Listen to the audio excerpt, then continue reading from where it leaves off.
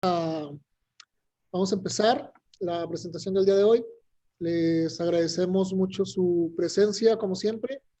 Nos da mucho gusto verlos por aquí en el último informe que vamos a presentar este año. Nosotros desde Plan Estratégico de Juárez hemos estado a lo largo del año presentando diferentes temas que impactan en lo que vivimos en la ciudad. El día de hoy vamos a presentar cómo está la economía, ¿sí? Revisar todo el 2020 y ver algunas proyecciones para el año que entra. El día de hoy estarán presentando Erika Don Juan, que es quien coordina Así Estamos Juárez, y Denise Ortega, que está participando en la Agenda Juárez 2030. Vamos a proporcionar la información una vez terminando la presentación para que ustedes puedan hacer uso de ella y le estaremos enviando a las diferentes bases de datos. Como siempre les agradecemos, le cedo la palabra a mi compañera Denise Ortega para que empiece a presentarnos la información. Buenas tardes. Hola, listo. Bueno, pues ya me presentó Sergio, yo soy Denise Ortega, estoy trabajando actualmente en el área de Agenda 2030. Y bueno, lo que les voy a presentar es un poco el contexto nacional, un poco los números, cómo andan ciertos indicadores, el Producto Interno Bruto en México y todo para darnos pues una idea, ¿no? Cómo es que cerramos el año, cómo es que se viene proyectando todos estos indicadores, sobre todo en un contexto tan complejo, ¿no? Que nos ha tocado este año pues con la pandemia y con toda la crisis de salubridad, con toda la crisis social, económica, que como ustedes podrán ver, pues sí repercute, ¿no? Directamente en muchos de los indicadores que vamos a continuación a presentarles. Vamos a empezar entonces con el Producto Interno Bruto Nacional. Miren, aquí se muestran dos gráficas o dos líneas de tendencia. Una es la gris, que es el Producto Interno Bruto original en INEGI, y por otro lado tenemos la línea anaranjada, que es el PIB desestacionalizado. Un poco para entender esto, el PIB desestacionalizado pretende promediar, ¿no? Todas estas variaciones que va teniendo el PIB, un poco quitando pues esos picos, ¿no? Que en ciertas temporadas del año pues hacen que suba el consumo. Ejemplo de ello pues podemos verlo en actualmente diciembre, ¿no? Sube el consumo, sube la producción y parece, ¿no? Da un efecto de ilusión que hace que hubiese picos, ¿no? Muy grandes en las variaciones del Producto Interno Bruto. Pero pues esta línea es importante verla, la del PIB desestacionalizado, porque va promediando, ¿no? Y va haciendo este efecto, va minorando esos picos que va teniendo en ciertas partes del año el Producto Interno Bruto. Y pues bueno, aquí lo tenemos en trimestral, desde el 2016 hasta el tercer trimestre del 2020. Aquí vemos, bueno, vamos viendo un poco la tendencia, cómo empieza por ahí en el 2016 con 3, luego tiene, bueno, una bajada importante. En el 2017, por ahí era el segundo trimestre, ahí se sostiene, ¿no? En 1.7, 1.5, sube ligeramente nuevamente al 2018 en el segundo trimestre. Y bueno, aquí vemos cómo viene bajando, ¿no? Esta tendencia es importante, es importante hacerlo notorio. Aquí viene como desde el 2018 3.3, luego bueno, incluso llega a interseccionarse, ¿no? Es en el PIB desestacionalizado con el PIB original en 2.8, viene nuevamente a la baja en 1.1.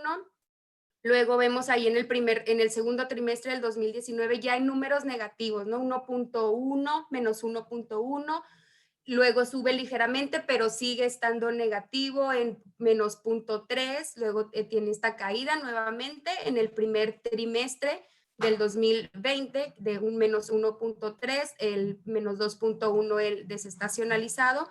Y bueno, pues aquí viene la primer caída importante, ¿no? Que es, si se fijan, pues ya es en el segundo trimestre del 2020, ahí ya empezamos con las restricciones muy importantes, ¿no? Desde el nivel federal y a nivel global, ¿no? También baja el consumo, baja la producción, baja la actividad económica y pues aquí lo vemos, ¿no? Ya un menos 18.7, pues es importante y nos lleva a plantear nuevos retos, ¿no? ¿Qué es lo que sigue? ¿Qué es lo que seguirá? todos los problemas y los nuevos retos, sobre todo que como economía vamos a enfrentar. No solo pues México, ¿no? A nivel global pues está viviendo una pandemia y pues los efectos se empiezan a ver. Aquí vemos, bueno, ya el tercer trimestre, que es hasta ahorita donde tenemos la cifra, que es el tercer trimestre del 2020, sube ligeramente ahí a menos 8.6, pero sigue estando en números negativos. Ahí igualmente se comporta en el PIB desestacionalizado. Y un poco esto va pintando el panorama al que nos enfrentaremos y con el que estaríamos cerrando quizá y iniciando al siguiente año. Vamos con la siguiente, que es un poco las variaciones del Producto Interno Bruto en el estado de Chihuahua. Aquí lo tenemos por año, desde el 2005, que vemos que es un poco las variaciones que ha tenido en relación a un año al otro. Inicia en el 2005 con un 3.3. Aquí podemos ver a lo mejor picos que nos llevaría a pensar, bueno, me da por pensar, aquí en el 2006, por ejemplo, vemos un pico de 7.8, luego lo volvemos a ver en el 2012 con 7.4, que a veces guarda mucha relación, bueno, con el nuevo inicio, ¿no? De administraciones a nivel federal, pues ahí son estos picos, se dan. Vemos, por ejemplo, a nivel histórico, un poco retrocediendo en el 2009, un menos 9 en las variaciones del Producto Interno Bruto en el estado de Chihuahua. Si recordamos, pues en esos tiempos se vivía un ambiente a lo mejor de violencia, inseguridad, baja en el consumo, en el trabajo, y pues se ve reflejado también en estas variaciones del Producto Interno Bruto.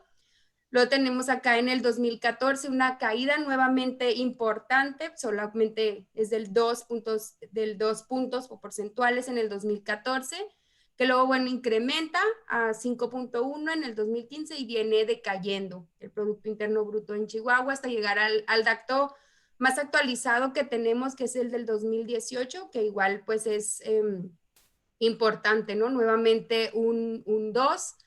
Y bueno, aquí el Producto Interno Bruto no está digamos, no tenemos un dato al 2019, pero sí tenemos la ITAE, que es la siguiente, que bueno, este es el índice trimestral de actividad económica estatal, que reúne, bueno, un poco también nos tendría que decir cómo es esta fluctuación o este comportamiento del PIB, pero es a nivel o que incorpora pues los tres sectores o los tres sectores de la economía, primario, secundario y terciario. Y bueno, sí lo tenemos ya un poco, si se fijan en la última parte, en el 2020, es como un efecto zoom para ver cuál ha sido el comportamiento en los últimos trimestres del año del 2020. Pero aquí vamos a ver, si se fijan en el 2005, pues ahí arranca con 5, luego incrementa al 2006 con un 8.5, la actividad económica de los tres sectores. Luego, bueno, cae al 4.3, luego tenemos esta caída nuevamente, ¿no? Como lo veíamos en el PIB estatal, que cae a menos 12.2. Podemos decir o se podría, ¿no? Sugerir que se debe también a estas cuestiones, igualmente de bajas en la producción y el consumo, derivados de esa crisis importante, ¿no? Que atravesaba el país, no solo en el estado. Luego sube en el 2010 a 7.1, tiene una nueva caída, 0.3, luego incrementa 0.2, y ya bueno, llegando a fechas más recientes bueno, cabe mencionar que siempre se calcula en el primer mes del año y siempre es en relación al año anterior. Entonces aquí vemos nuevamente un incremento de 6.5 al primer trimestre del 2015, ¿no? Luego baja ahí ligeramente 5.4, luego a 0.5 en el 2018, que esto es importante también pues mencionarlo, ¿no? Incrementa en el primer trimestre en este preperiodo, ¿no? El 2019 4.1. Y aquí es donde les decía que es como un zoom un poco para ver cómo fue el comportamiento en el 2020, ¿no? Que inició, por ejemplo, al cierre del 2019 en menos 0.1, luego menos 0.9, luego menos 17.1, la actividad económica. Esto nuevamente intuyo que tiene o muestra, ¿no? Desafíos para la economía a nivel estatal, y pues aquí podemos empezar a ver entonces los efectos, ¿no? De la pandemia en este valle o en esta desaceleración económica que es importante, ¿no? Seguimos entonces Aquí está, bueno, el Producto Interno Bruto por sectores económicos. Ustedes saben bien actividades primarias que incorpora todo aquello de minería, ganadería, pesca, la extracción, y aquí después, bueno, seguido de las actividades secundarias, que es la industria de bienes terminados. Después las actividades terciarias, que bueno, son servicios, banca, educativos, franquicias, etcétera. Y esta es un poco su participación en el PIB nacional, ¿no? Ahí tenemos las actividades primarias, como aportan un 3.9% de su participación en el PIB nacional, seguido de las actividades secundarias, la industria, entre ellas, que, bueno, su participación es del 29.9%. Finalmente, las actividades terciarias con un 66.2%, así es la participación entonces por sectores económicos para este 2020, o al menos hacia al tercer trimestre del 2020. La que sigue. Bueno, los rankings, ¿no? ¿Cómo es nuestra participación en el estado, en el PIB, en el Producto Interno Bruto?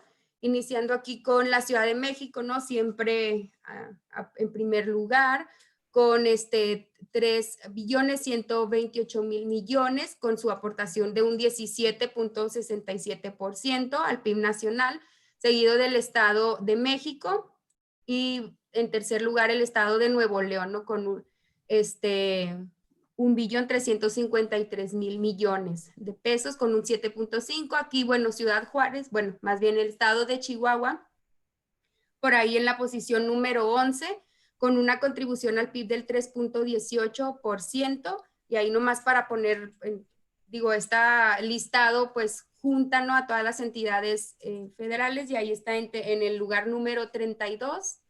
Por ahí tenemos Tlaxcala, ¿no? Con una participación del 0.56 en el PIB nacional. Esto es al 2018. Aquí estamos todavía al 2018. Faltaría pues actualizar a 2019 y al cierre del 2020.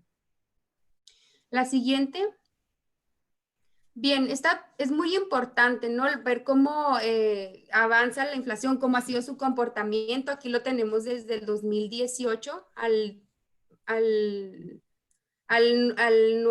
mes 9 del 2020. Y tenemos, bueno, aquí se muestran tres tendencias. Una es la anaranjada, que es la inflación mensual. Esta es la que va fluctuando más porque su periodicidad es más corta.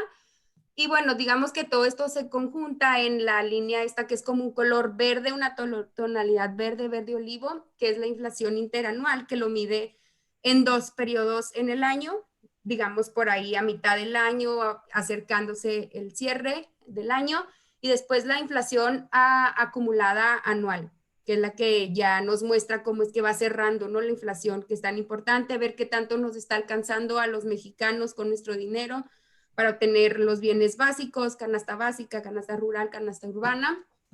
Y bueno, así es como se va comportando. Vemos, por ejemplo, que al 2019, bueno, al cierre del 2018 estaba en 4.8 la inflación, así es como iniciaba.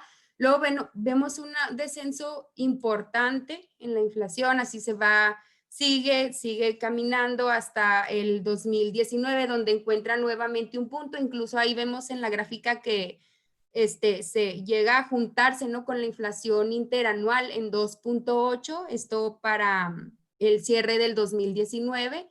Luego tiene nuevamente un incremento a 3.7 en el primer trimestre, por así decirlo, del 2020. Luego tiene una caída de 2.1 ya acercándonos más al segundo trimestre del 2020. Y luego, bueno, viene otro ligero incremento al cierre del año, ya más acercándonos a la segunda mitad del año, del 4.0, después en 4.1, y bueno, ahí vemos cómo la inflación acumulada actual pues viene ya casi cerrando el año en 2.7, ahí un poco pues no tan alta como al inicio de la gráfica lo muestra.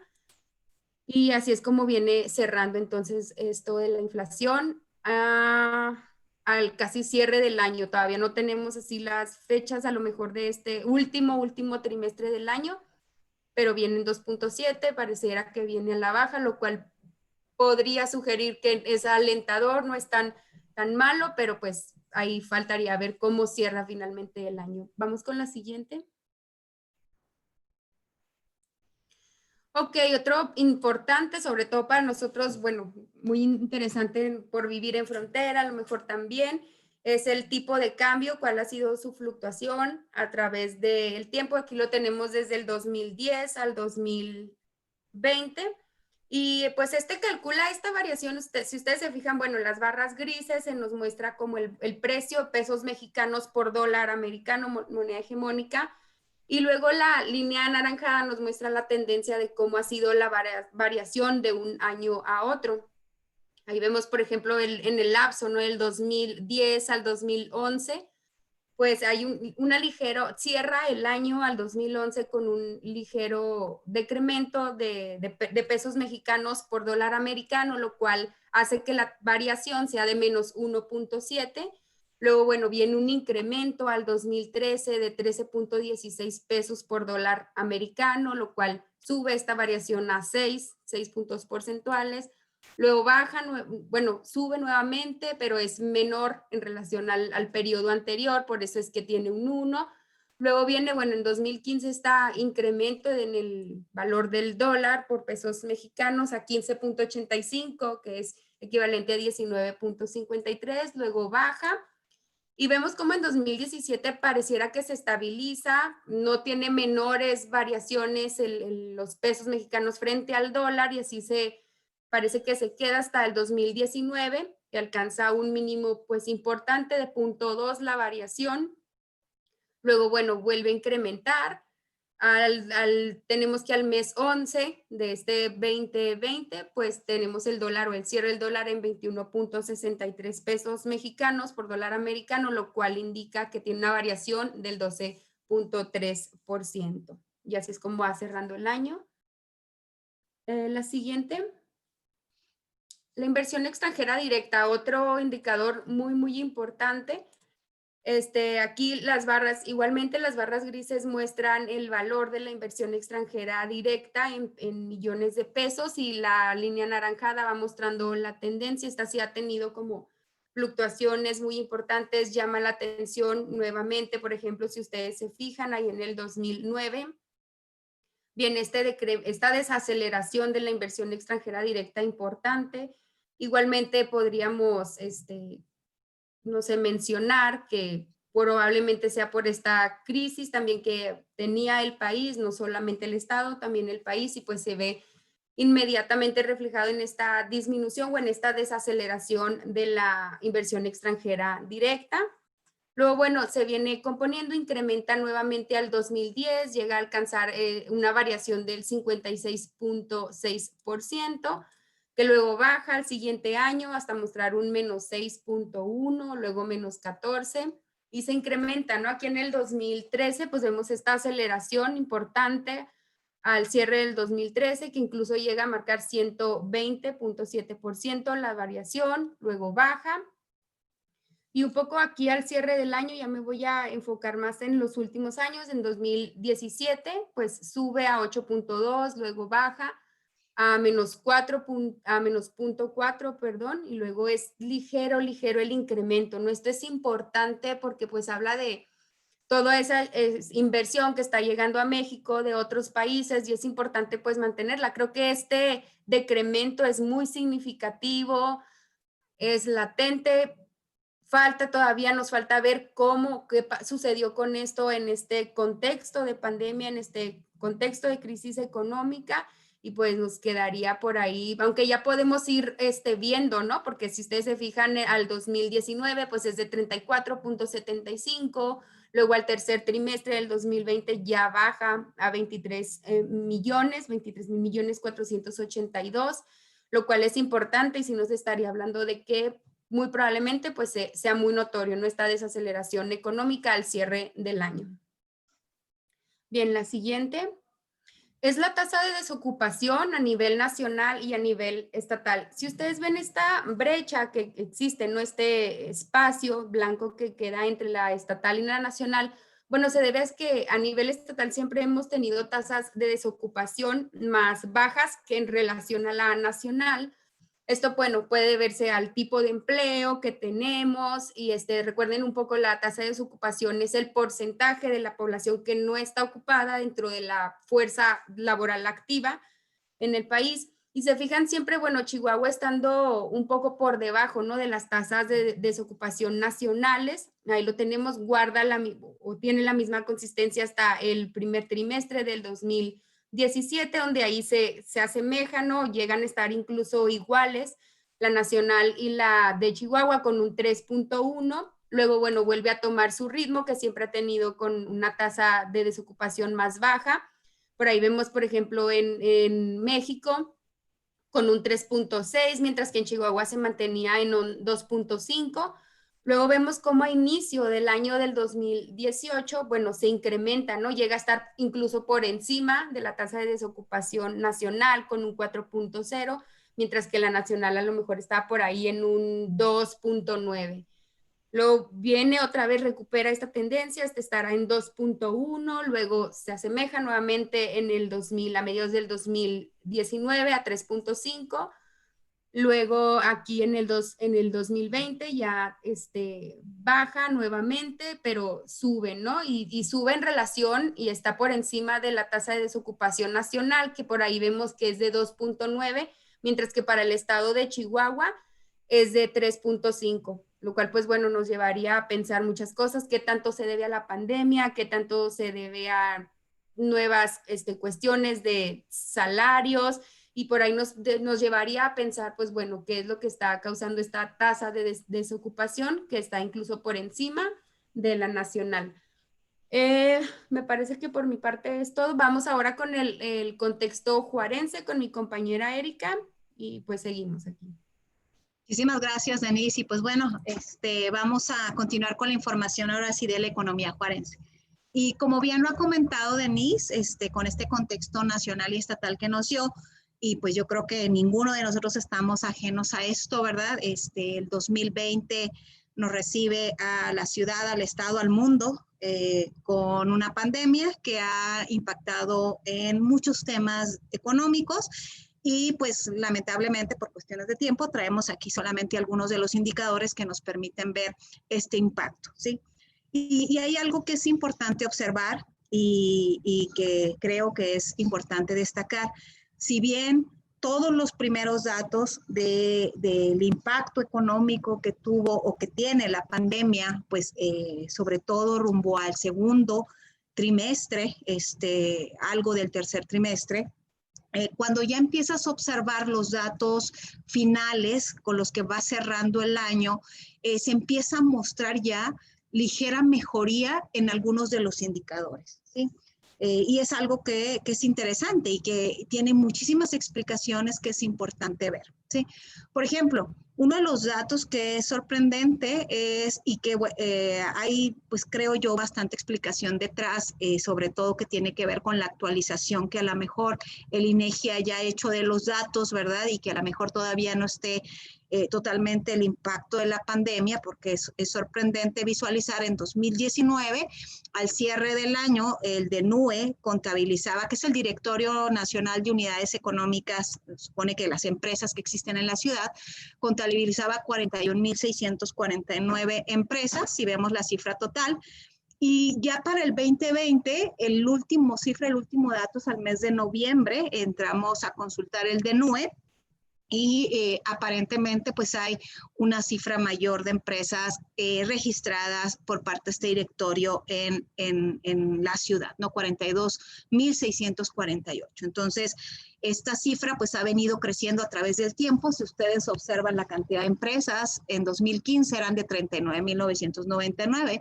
Al mes de noviembre pues estaban con 42.648 empresas que están dentro del directorio estadístico nacional que lleva el INEGI. Otro dato que es interesante observar es la recuperación del empleo en los últimos meses. Si ustedes observan, y esto es bien interesante, aunque la gráfica viene del 2000 al 2010, me voy a centrar un poco en los últimos datos para ver el impacto. En 2018, que es este punto que se ve por aquí, si ustedes ven al cierre había 453,000 empleos formales, estamos hablando de empleo formal. Luego no sé si alcanzan a ver cómo esta cifra cae ligeramente, sí, en 2019. Juárez y a nivel nacional empezaron, como Denise mostró, empezaron a caer la productividad, el Producto Interno Bruto desde el 2019 empieza a desplomarse, eso se refleja también en la generación de empleo a nivel nacional y a nivel local, entonces hay una ligerita caída y que cuando graficamos el último punto del empleo, que estaríamos hablando de septiembre, octubre, o sea, al mes 10, si ustedes observan, ya había registrados como empleo formal en Juárez permanente 467,240 trabajos nuevos registrados ahí. Entonces, imaginen este impacto que a diferencia, y esto para mí es bien interesante analizarlo, porque a diferencia de lo que sucede a nivel nacional, si ustedes ahorita ven las cifras a nivel nacional, hay cerca, al cierre del año pasado había 20 millones de empleos, 20,421,000, déjenme les pongo aquí la cifra grandota, 442, al cierre del año pasado. Y para el mes de septiembre, todavía no se recuperaba el empleo a nivel nacional. Solamente estamos hablando de un mes de diferencia la que yo traigo aquí, que es 10 en Juárez, pero al mes de septiembre el mismo IMSS registra 19,702,192 empleos a nivel nacional. Esos son menos 719,000 empleos, o sea, todavía a nivel nacional, y por eso para mí es importante hablar de este contexto. A nivel nacional, con los últimos datos del IMSS, al menos al cierre de esta investigación, todavía no se recuperaba el empleo. Faltaban, poco a poco se había estado recuperando, pero todavía faltaban más de 719,000 empleos para poder llegar a los niveles que se tuvo en 2019. Pero eso no sucede en Juárez y eso tampoco sucede en el estado, porque en el estado también, al mes de octubre, ya hay cerca de 908,000 empleos, cuando en diciembre del año pasado había 892,000, es decir, 15,000 empleos más.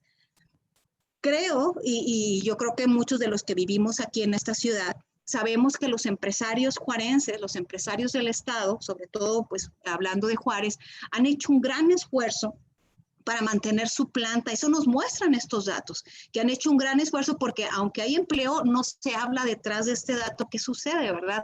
Si las empresas están haciendo un esfuerzo de, a pesar de bajar su producción, a pesar de bajar sus ventas de todos los sectores, principalmente el sector servicios, pues han mantenido, a diferencia de otras partes del país, han podido mantener a su planta, así sea con mitad de tiempo, pero los datos nos reflejan que el empleo que se perdió, porque sí se perdió en los primeros trimestres de este año, pues ya al menos al mes de octubre se recuperó o aparenta una recuperación.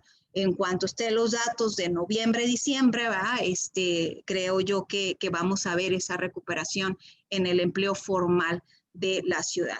Con esas cifras del mes de octubre podemos ver cómo la participación, porque yo creo que gran parte del empleo que también recupera el Estado tiene que ver con Juárez. ¿Y por qué? Porque Juárez representa todavía al día de hoy el 51.4% de todo el empleo que se genera en nuestro Estado. De alguna manera el hecho de que a nivel Juárez, ¿verdad?, se haya mantenido, hayan resistido las empresas este embate tan fuerte que tuvo la pandemia, que los ha hecho endeudarse, que los ha hecho pues trabajar con pocos proyectos, aún así pues seguir manteniendo el empleo. Claro que esta tasa ha fluctuado a través del tiempo. Llegamos a tener periodos, quiero regresarme un poquito al pasado, en donde llegamos a tener cerca del 55% de participación en el empleo, que fue pues uno de los datos más altos que hemos tenido. De ahí ha venido fluctuando, hemos caído en algunos años a tener, por ejemplo, 48, 47%, 2012, 2013, pero ya en nuestra última cifra, pues participamos con el 51.4% de todo el empleo que se genera en el Estado. Somos una parte importante de lo que se genera en el Estado. Y aquí es donde yo creo, desde mi perspectiva, y esta es una opinión personal, que es la principal razón por la cual se ha sostenido el empleo, ¿no? 7 de cada 10 empleos que se generan en nuestra ciudad lo se genera la industria, el sector secundario, las industrias de transformación. Dentro de estas industrias, pues la industria maquiladora. Los dos sectores, tanto el industrial como el comercial, han sido sectores afectados. Cuando uno ve los datos a nivel nacional de los sectores que se han visto más afectados, no es tanto el primario, es el comercio, es el servicio, y es la industria quienes se han visto afectados por la pandemia. Pero el servicios, por ejemplo, en nuestra ciudad, participa y yo quiero, para que no lo perdamos de vista, que aunque tengamos tasas, por ejemplo, servicios, si ven la cifra gris, ¿sí? Servicios para empresas, personas y el hogar, aunque veamos esta tasa del 9.6 o de comercio 10.3, que no refleja a lo mejor los cientos de miles de empleos que genera la industria, pues sí estamos hablando de miles de empleos que están, de empresas, ¿verdad? Que generan este empleo, que están batallando porque el servicios, por ejemplo, los gimnasios no han podido abrir en todo el año. Los negocios como los bares, pues tampoco han podido abrir. Y aún así, el empleo no se ha perdido drásticamente. Esto para mí es un reflejo del esfuerzo que hacen los empresarios por sostener a sus trabajadores a pesar de lo que se está viviendo, porque las cifras nos muestran que no se ha afectado totalmente en el empleo formal. Y la industria maquiladora pues ha sido una gran ventaja, que aunque han trabajado parte del año algunas empresas al 30, al 50, depende del semáforo en el que estemos, pues tampoco se deshicieron de gran parte del personal. Es más, si ustedes observan los datos, hubo más caída en el empleo en 2019 que ahora en el 2020, y aparte, creo que otra parte de la explicación que se puede ver sobre todo en los últimos 2 meses, por ahí de septiembre, octubre, que es cuando se empieza a recuperar el empleo y donde superamos incluso el empleo que se generaba en 2019, es esta reactivación que permitió a las industrias, se les reclasificó, algunas que no eran esenciales, se mandaron a esenciales y a crecer la producción para poder sacar la producción que había estado pendiente o que se había parado por el tema de la pandemia, ¿no? Por el tema de los semáforos. Entonces, mientras en otras partes del país ha sido muy complejo el tema de desempleo, en Juárez, pues sí, no quiere decir que no haya gente que no haya perdido el empleo por el tema de la pandemia, pero en general, pues las cifras muestran que gran parte de ese empleo se ha recuperado ya para el mes de octubre. Y cuando analizamos la composición del empleo por sexo, ¿verdad? Si nos vamos un poquito a otros datos, mismos datos del empleo formal, pero cómo está la participación de hombres y mujeres en el empleo, vemos, por ejemplo, industrias de la transformación, es esta segunda línea que está aquí viéndose, que es el que genera el 67% del empleo en la ciudad. Vemos cómo es de los sectores, pues dentro de lo que cabe más equilibrados, 56% trabajan hombres, 43% trabajan mujeres. Donde hay más participación de la mujer es en lo que el IMSS clasifica como servicios sociales y comunales, en donde casi el 60% de los que trabajan en ese segmento son mujeres, ¿sí? En el resto de los sectores que ustedes pongan, pues la mayoría de la participación del hombre es la que se va incrementando. Si vemos, por ejemplo, el último, industrias extractivas, pues casi de cada 10 empleos que se generan, pues casi 10 los ocupa un hombre, ¿no? 97.7% es generado por hombre. Esto para darnos una idea de cómo es el empleo formal por sexo en nuestra ciudad. Y lo mismo podemos ver por rangos de edad.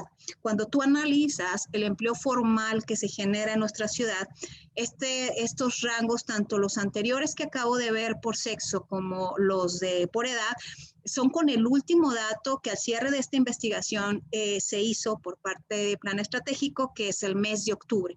Y al mes de octubre, si ustedes observan, gran parte de la fuerza laboral, de la oferta de mano de obra, está entre los 20 y los 49 años. Si ustedes revisan y suman, ¿verdad? El 14 que equivale de 20 a 24, el 15 que equivale de 25 a 29. Si subimos todas estas tasas, nos damos cuenta cómo entre 20 y 49 años está la gran fuerza laboral que tiene esta ciudad.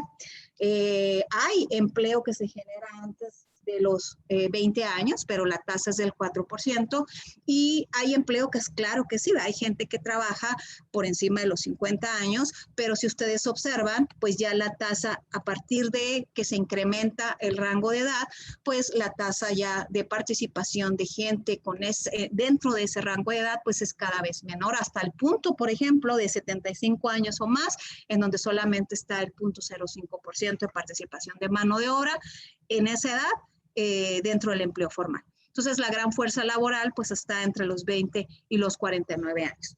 ¿Qué otra información interesante se desagrega de la información que nos presenta el IMSS al mes de octubre? El análisis de los salarios mínimos por rango salarial y la cantidad de trabajadores que ganan este rango e incluso su salario promedio. Déjenme les explico para que quede claro este cuadro con el ejemplo que está aquí en gris. Si se pueden, por favor, situar con el ejemplo que está ahí en gris para hacer más sencilla la explicación de esta tabla. Fíjense, la primera columna nos dice que vamos a analizar las personas que ganan de 1 a 2 salarios mínimos en Juárez. Eso equivale a ganar entre 185.57 pesos, que es el salario mínimo, hasta un máximo de 371.12, que implicaría los 2 salarios mínimos. Bueno, pues con la información del IMSS al mes de octubre, 313,000 personas de estos, déjenme me recuerdo el dato, me voy a ir para atrás nada más para acordarme del dato. ¿Cuántos eran? 467,000. De estos 467,000 personas, ¿sí? Que representa incluso el 67%, son trabajadores formales que están actualmente al mes de octubre en este rango, ¿sí? Y cuando revisas todos los datos que te presenta el IMSS, incluso podemos calcular el promedio del salario, porque pues claro que hay gente dentro de estos 313,000 que a lo mejor están en el rango máximo de 371 y habrá un porcentaje muy grande que está dentro del rango mínimo de 185, pero el promedio, si analizamos a esos 313,000 trabajadores y el salario que tienen registrados diario, sin prestaciones, este salario diario sin prestaciones ante el IMSS, vemos que el promedio es de 253.3, ¿sí? Esta es la cifra más importante. Representa en términos redondos a 7 de cada 10 trabajadores formales en esta ciudad. De ahí en adelante, si ustedes observan, pues todas las tasas empiezan a bajar, ¿sí? Entre 2 y 3 salarios mínimos está el 14.21 de los trabajadores formales, que son más de 66,000 personas, y que si analizamos su salario promedio, ¿sí? Que debería estar en un rango entre 371 y 556, vemos que está en 456.27. Y así sucesivamente. INEGI IMSS, de repente ahí cuadro a las fuentes de información, pero IMSS presenta 25 distintos rangos, y para cortarles la tabla, pues sumamos a partir del rango 11 o 25, ya me voy a ir hasta la última línea para no explicar cada uno. Si ustedes observan, del rango último, del 11 al 25 veces el salario mínimo diario, implicaría una persona que gane entre 2,000 y 4,453 pesos. En Juárez hay 7,000 personas registradas, poco más de 7,000, con esta cifra, y representan el 1.52% de la población, y su salario promedio de estas personas que están registradas es de 2,152, muy pegadito al rango mínimo, si ustedes observan. Y así es la composición de nuestro empleo formal. Vemos cómo, pues, a pesar de los esfuerzos del incremento al salario, pues sigue siendo todavía entre 1 y 2 salarios mínimos, la tasa más alta de población que tiene un empleo formal en la ciudad que percibe este salario. Y en esta otra tabla, de nuevo quiero, para ponerlo a manera de ejemplo, que nos centremos en el rango de 1 a 2 salarios mínimos para analizar qué queremos ver en esta tabla, que también es bien interesante. Aquí lo que les estamos mostrando es la tasa de personas que están dentro de este rango, pero ahora por sector económico, de todos los sectores que el propio Instituto Mexicano del Seguro Social segmenta o clasifica. Yo quiero que observen algo. Miren, por ejemplo, aquí están las industrias de la transformación, que son las que generan, ya dijimos, pues más del 60% del empleo, ¿sí? Si ustedes se fijan, en industrias de transformación, ¿sí?, el 66.9 de las personas que trabajan en ese sector están entre 1 y 2 salarios mínimos, ¿sí? Esa tasa, pudiéramos decir que es alta, pero observen los otros sectores. Realmente la industria de la transformación es quien tiene a menos trabajadores ganando entre 1 y 2 salarios mínimos, porque vean, por ejemplo, las industrias extractivas, vean, por ejemplo, la industria de la construcción, ese 66, por ejemplo, es de 78, o el comercio, que el 73% de sus trabajadores ganan entre 1 y 2 salarios mínimos versus, por ejemplo, la industria, que es el 66.9. La diferencia porcentual es bastante interesante. Igual los servicios, ¿sí? ¿Dónde cambia eso? Si ustedes ven, por ejemplo, este segmento que es la industria eléctrica, pues quienes trabajan para gobierno, sobre todo, pues, agua y electricidad, que sabemos que no son empresas privadas, son empresas públicas, pues aquí sí nadie está dentro de estos primeros rumbos, ¿verdad? Y la tasa más alta está por ahí entre 4 y 5 salarios mínimos, ¿sí? Y otro sector que también más o menos cambia este comportamiento es servicios sociales y comunales, donde también las tasas de gente que gana entre 1 y 2 es de las más bajas. Y bueno, esta es la explicación de esta tabla. Es interesante porque a veces gran parte de los planteamientos es, bueno, ¿y qué sectores, dónde están los sectores que pagan más o dónde están los sectores que pagan menos a sus trabajadores? Y este otro gráfico es muy interesante porque nos habla precisamente del empleo que generan las empresas maquiladoras, aquellas que están registradas bajo el programa de industria manufacturera, maquiladora y servicios de exportación, mejor conocidas como IMEX. Y aquí yo sé que a lo mejor al ver el gráfico completo y tantos datos nos podemos pues confundir dónde está ahorita, sobre todo en la actualidad, centrarnos a la información importante. Yo quisiera que vieran los últimos 2 años, 2018, 2019, 2020. Veamos cómo yo les decía, uno de los sectores más afectados con la desaceleración de la economía y sobre todo con la caída del Producto Interno Bruto desde el 2019 que viene enfrentando en México fue el sector industrial. Si ustedes observan, 2019, por ejemplo, a partir del 2018, la industria maquiladora empieza a perder, o sea, esta línea roja que estoy tratando de marcar aquí, que a lo mejor si hiciéramos un zoom y analizáramos ese gráfico, nos daríamos cuenta la cantidad de empleo que se perdió entre 2018 y 2019, ¿sí? Y eso que todavía no teníamos pandemia, ¿verdad?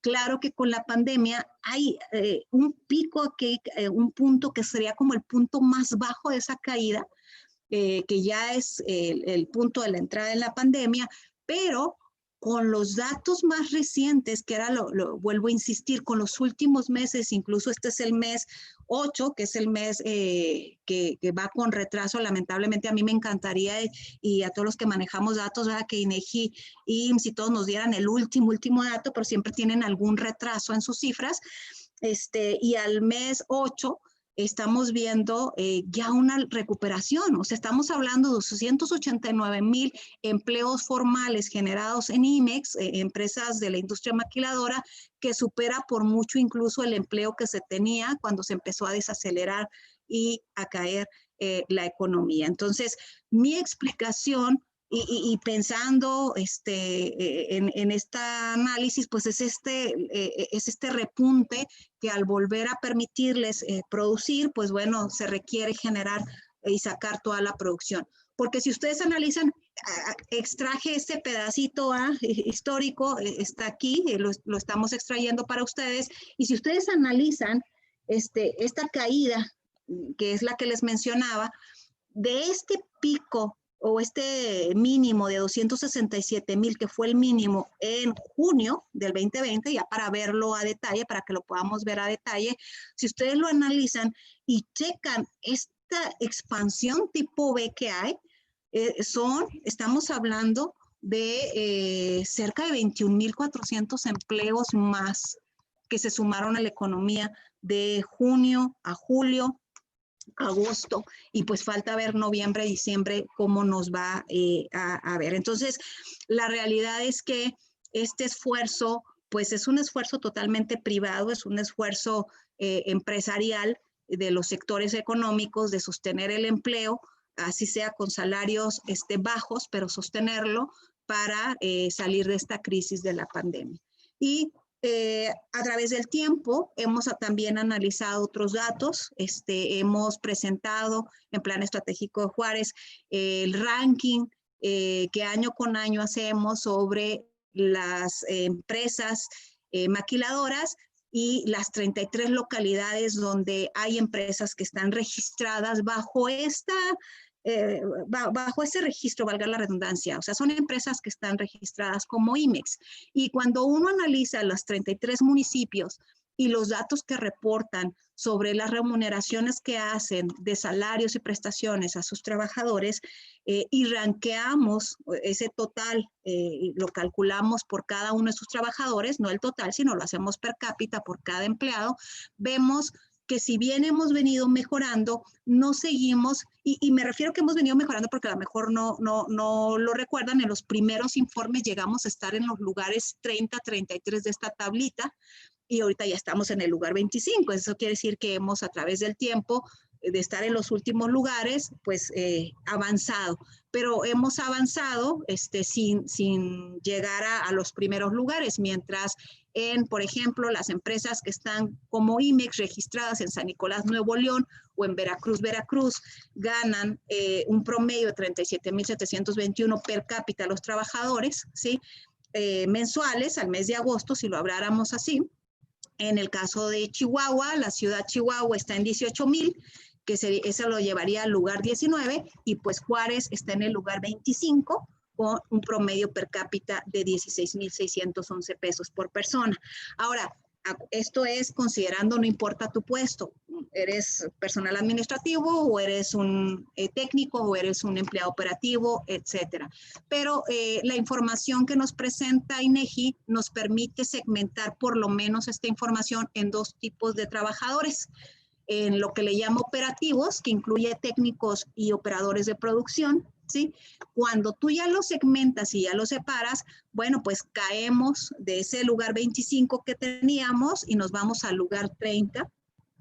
No lo hemos podido superar a través del tiempo, siempre hemos entrado entre el 30 y el 33, a pesar de los esfuerzos que se han hecho por los incrementos al salario, y el salario promedio de un operativo en Juárez es de 8,695, cuando en Chihuahua está en 9,648, o en Ciudad de México o en Saltillo, por ejemplo, en 14,000. El municipio que más bajo y que ocupa el último lugar de estos 33 municipios con los cuales nos estamos comparando, pues es Mérida, que trae 6,674 pesos per cápita de salario por cada personal que tenga registrado como del área operativa. Y en el caso de los administrativos, aquí, de hecho, déjenme les comento que hemos caído porque en los primeros años que llegamos a hacer en Plan Estratégico este informe, Juárez ocupaba por ahí del 5º lugar, éramos como el 5º lugar en salarios, en empleo administrativo, y aquí hemos perdido puestos. Estamos actualmente ya en el lugar 10, en donde cualquier personal que esté registrado dentro del área administrativa, el per cápita, ¿verdad? Porque habrá quienes ganan más, habrá quienes ganan menos, pero si lo promediamos es de 36,000 mensuales, mientras, por ejemplo, en Hermosillo, Sonora, son 46,000. Nosotros ocupamos el lugar 10, estamos en sí por encima de Chihuahua, que ocupa el lugar 11, pero andamos muy, muy cercanos, si ven las cifras de Juárez y Chihuahua, y aquí en este caso quien tiene el último lugar es León, Guanajuato, con pues 15,281 promedio per cápita del personal administrativo. ¿Por qué es interesante meter siempre? Porque no olvidemos que el 67% de nuestro empleo lo genera este sector. Y pues bueno, la realidad es que información económica hay mucha. queríamos presentarles como cada año en plan estratégico un panorama rápido de cómo va la situación económica, cómo estamos cerrando. Como bien lo mencionó Denise, el año es un año que empezó muy duro, es un año que durante sobre todo el segundo trimestre fue el pico más bajo que se tuvo tanto a nivel nacional como a nivel local sobre temas económicos como productividad, como empleo, y poco a poco empieza esta recuperación, que ya nosotros, al menos en nuestro estado de Chihuahua, algunas variables, sobre todo el empleo, vemos que empieza ya a recuperarse e incluso por encima del empleo que lo habíamos dejado, ¿no? Las empresas pues empiezan a reactivarse, esperemos, aquí siempre el tema es, pues depende mucho qué va a suceder con la reactivación a partir de que ya lleguen las vacunas, a partir de que a lo mejor el semáforo o las aperturas se den hacia los próximos meses.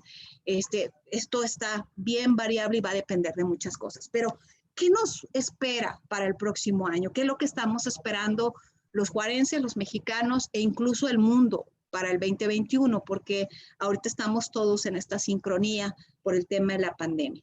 Y yo quiero explicarles antes de que veamos por ahí los pronósticos que hacen casi todas las instituciones, Banco de México, la OSDE, la OCDE o Fondo Monetario Internacional, el Banco Mundial, etcétera. Yo quiero explicarles algo que un economista que es muy padre de la macroeconomía moderna, John Maynard Keynes. John Maynard Keynes hablaba de que los seres humanos, en muchas de las decisiones que tomábamos, nos dominaba el espíritu animal. Nuestro espíritu animal nos domina. ¿Y por qué quiero hablar del espíritu animal? Porque imaginen ustedes que este año el mundo entero, nuestra ciudad y el país, ¿verdad? Hemos enfrentado problemas económicos muy fuertes. Hemos sostenido a nuestros trabajadores, hemos tratado de salir adelante con o sin apoyos y imagínense que de repente pareciera ser que ya tenemos una vacuna, que ya vamos a poder trabajar, que ya vamos a poder empezar a abrir nuestras puertas. Como diría John Maynard Keynes, va a dominar nuestro espíritu animal. Y nuestro espíritu animal va a ser, vamos a producir, vamos a vender, vamos a abrir nuestras puertas, vamos a contratar gente, tenemos que crecer, con o sin gobierno, esto va a crecer. ¿Por qué? Esas son todas las expectativas de este año. Sí, el año 2020 fue complejo, ha sido muy complejo. El Producto Interno Bruto en todos los países ha tenido caídas fuertes, desaceleración. México es el único que desde el 2019 trae una caída fuerte, los demás tuvieron desaceleración. Y pues el 2020, como a todos, nos trae una afectación importante. Pero todas las expectativas a partir de empezar a los cambios de las vacunas, de la efectividad, de que van a empezar los países a aplicarlas, todos los principales pronósticos que dan. Aquí, por ejemplo, nada más les traigo dos, pero si habláramos, por ejemplo, del Fondo Monetario Internacional, del Banco Mundial, estas cifras son muy semejantes. Todos asumen que para el 2021 va a haber un crecimiento tipo B en casi la mayoría de los países, un crecimiento económico, imaginen una caída y luego la economía usa muchos ejemplos de la física, ¿no? Una caída y con el mismo impulso que caes vas para arriba, ¿no? Rebotas. Y entonces la mayoría prevé un rebote para México, el que menos le da es de 2%, pero el rebote se espera que esté entre, por ejemplo, Banxico, el más probable lo da 3.2%. Banxico tiene un escenario negativo en donde si el programa de las vacunas, en donde si ciertas situaciones no se dieran, pero aún así no lo trae en caída. El escenario negativo, si no mal recuerdo, le da un crecimiento como del 0.6, pero el más probable es de 3.2 para Banxico, 3.4 para la OSDE, Fondo Monetario y Banco Mundial andan entre el 2 y el 3%, y eso son buenas noticias, ¿no? Independientemente de lo que se vivió el 2020, el mundo aparentemente va a crecer y este crecimiento nos va a impactar a todos de alguna medida. Claro que aquí hay ciertas situaciones que son importantes recalcar y unas de las que más nos llaman la atención son las recomendaciones que hace la OCDE para México en 2021. Una de ellas es realmente para apoyar y acelerar el crecimiento económico, le está recomendando aumentar su gasto gubernamental, sobre todo el incentivo a las pequeñas, medianas, microempresas, sobre todo a nivel nacional por todo este empleo que se perdió de los pequeños negocios, ¿verdad? Y que lo puedan recuperar. El apoyo que no se les ha dado y que se les pueda dar. También y esto, yo aquí sí quiero hacer un hincapié bien importante en este segundo punto. Una de las principales razones por las que México cayó en 2019 el empleo, la producción, la mayoría de los analistas dijeron que tenía que ver con la incertidumbre que se generó por parte de muchas empresas. Y es precisamente este otro tema que le recomienda para México en 2021, reducir los temas de cargas e incertidumbres regulatorias para que realmente se pueda incentivar la inversión privada en 2021. Y no olvidemos que nuestra recuperación económica va a depender en cada país, incluido el nuestro, incluido en todo el mundo, de muchas situaciones, sobre todo con el tema de salud. ¿Qué realmente tan efectivo sea el tema de las vacunas? ¿Cómo cada país se abra, tenga sus aperturas? ¿Cómo se haga este proceso? Y puede ser que estas expectativas de crecimiento no se den en algunos países porque va a depender de cómo actúe cada uno a nivel interno. Por eso puede ser moderado o incierto todavía. Entonces, ¿cuándo se espera que se empiecen a dar estas reactivaciones? A partir de la segunda mitad del 2021. Y yo con esto termino, agradeciéndoles, no sé si hay alguna duda, alguna pregunta con la información que presentamos. Estamos a la orden.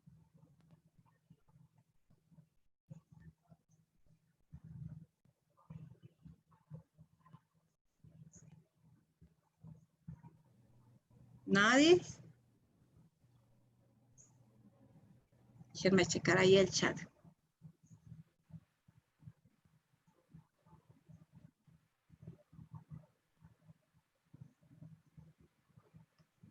Sergio Sierra, se me hace que no hay ninguna pregunta. Sí, muy bien. Bueno, pues les agradecemos mucho su presencia. Vemos que hubo interés en este tema. La información que nos han presentado Erika y Denise ha sido una información muy valiosa que nos permite poder pensar en muchas cosas, sobre todo ir descifrando lo que está pasando aquí en nuestra ciudad. La economía, bueno, sabemos que es una realidad muy, muy compleja y cambiante. Hemos visto cómo de junio a agosto han cambiado algunas cosas en el empleo formal. Entonces, aquí lo que nosotros queremos seguir haciendo y prestando este servicio a la comunidad es estar ofreciendo información de este tipo que ponemos a su disposición. Vamos a enviarles la presentación. Ahorita ya Alexios había puesto a su disposición también la presentación. Tendremos un documento más amplio, ¿sí? Más redactado, para que ustedes puedan acceder. Carlos. Hola, Sergio. Pues preguntarte, Erika, y saludos a todos y a todas, por supuesto. Preguntarte, Erika, ¿a qué se deberá esta discrepancia en los números que nos estás presentando tú respecto a las unidades económicas que pudieron haber cerrado o abierto en esta pandemia? Hace más o menos una semana Canacintra hablaba de cerca de 30,000 micros, pequeñas y medianas empresas que habrían cerrado en todo el estado de Chihuahua. ¿Hay alguna explicación, no sé, metodológica de que se está dando esta diferencia? Sí, sabes que una de las cosas que considero, que eso tendríamos que verlo con INEGI directamente, pero en algún momento yo pregunté al INEGI precisamente qué tan actualizada estaba la información que estábamos viendo en el DNUE. E INEGI en aquel entonces nos respondió que el DNUE se actualizaba cada censo, cada que se hacía una encuesta. El censo económico fue en 2019, si no mal recuerdo, y cada que hacen visitas van actualizando los cierres o los que ven. Entonces, creo yo que esta discrepancia es por falta de actualización al último dato. Siempre hay un rezago en la información y creo que eso pudiera ser esa explicación. La realidad es que pues INEGI sería el más adecuado para respondernos esto, porque pues esos son los datos que él presenta, pero recordando esto, que en algún momento yo también tuve alguna duda y le decía, bueno, ¿cómo sé cuándo es el último dato o que tan actualizado esté? Y esa fue la respuesta. Lo hicieron en los censos, lo hacen cada que hay una nueva encuesta, ven una que estaba abierta y que ya está cerrada y le van haciendo ajustes al sistema. Gracias. Muy bien, Carlos. ¿Alguna otra pregunta, algún otro comentario que haya por ahí antes de cerrar? Muy bien. Bueno, pues entonces terminamos con esto. Les deseamos lo mejor para ustedes, para sus familias, para sus empresas. El año que entra, que el cierre de este año pues sea lo mejor, sobre todo con mucha salud para todas nuestras familias, todos nuestros compañeros, nuestros amigos. Por nosotros esto es todo en este año de manera de informes, ¿sí? Empezando enero estaremos ahí presentándoles alguna nueva información, comentándoles que, bueno, por la pandemia, pues no se pudo levantar la encuesta en las fechas que las levantamos. Esperemos que empezando el año podamos ya llevarlas a cabo para tenerles información muy, muy fresca y, bueno, que nos ayude a entender, a descifrar y ver qué hacemos con esta ciudad que tanto queremos. Buenas tardes. Muchas gracias. Buenas tardes.